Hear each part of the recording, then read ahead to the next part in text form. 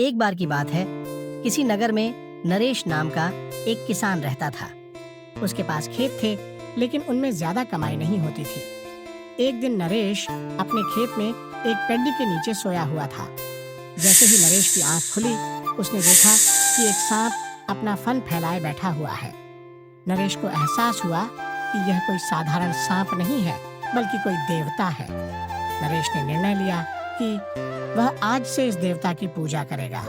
नरेश उठा और कहीं से जाकर दूध ले आया। उसने मिट्टी के बर्तन में सांप को दूध पिलाया। दूध पिलाते समय नरेश ने सांप से क्षमा मांगते हुए कहा कि हे देव, मैं आज तक आपको साधारण सांप समझता रहा, मुझे माफ कर दीजिए।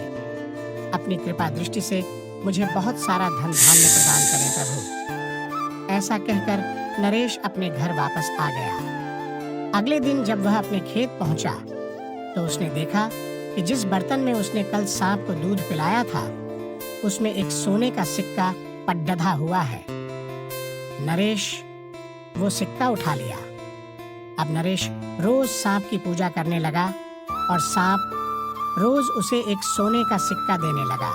कुछ दिन बाद नरेश को दूर किसी देश जाना पड़ रहा, तो उसने अपने बेटे से कहा कि तुम खेत में जाकर सांप देवता को दूध पिला आना। अपने पिता की आज्ञा से नरेश का बेटा खेत में गया और सांप के बर्तन में दूध रख आया। अगली सुबह जब वह सांप को दूध पिलाने गया, तो उसने देखा कि वहां सोने का सिक्का रखा हुआ है। नरेश के बेटे ने वो सोने का सिक्का उठा लिया और मन ही मन सोचने लगा कि जरूर इस सांप के बिल में सोने का भंडार है। उसने सांप के बिल को खोदने का फैसला किया, लेकिन उसे सांप का बहुत डर था।